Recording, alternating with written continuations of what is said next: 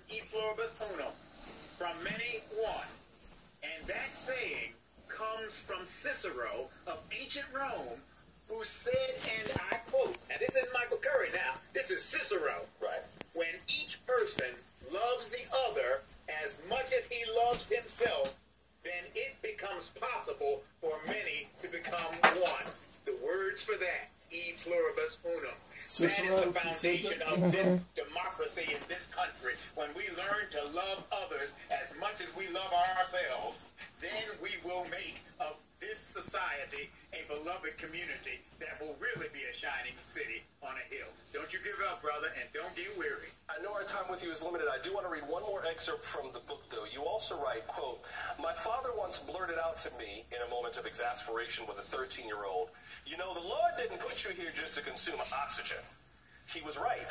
With every breath, we're inhaling oxygen and we're exhaling carbon dioxide. You're here to give and to receive, and life is incomplete without doing both. When you know, nurture, and ultimately share your true self, you breathe God's love into every space you inhabit, unquote.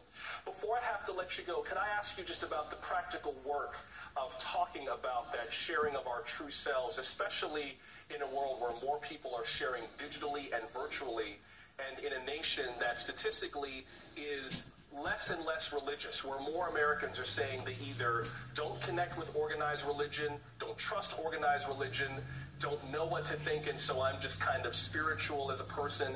How does the actual work of ministry for you change as a result of the way our society has changed? Well, sometimes we just have to be very practical, because everything that I just said to you about love, all that is what I've learned from Jesus of Nazareth in the Bible, in the Old, the Hebrew Scriptures, and the New Testament. I mean, I'm not making this up. This isn't coming from Michael. So those ancient religious traditions have some wisdom that they can impart to us, and it's very practical wisdom. We were made, I'm telling you, the Scriptures are clear. We were made for God and each other, and we need God and we need each other. And the truth is, one thing that we can do, if everybody makes a decision every day, I'm going to do something for God and I'm going to do something for somebody else. Reach out and touch somebody who doesn't have anybody to be in contact with them. Reach out to them. Find somebody. Don't let them be lonely. Don't let them be by themselves. If you're high-tech, Zoom. If you're low-tech, text. If you're no-tech, pick up the phone and call them. But reach out and touch another human being as a fellow child of God. I'm talking about practical religion, brother. And that kind of practical religion, it doesn't matter whether you're a millennial or a Generation Z, right, or if you're like a baby boomer like me. You reach out and touch somebody in the name of love, and you can make this world a better place.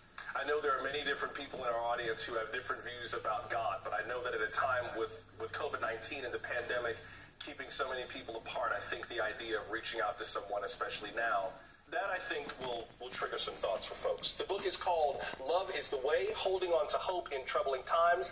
Bishop Michael Curry, thank you very much. Thank you. God bless you now. It's a topic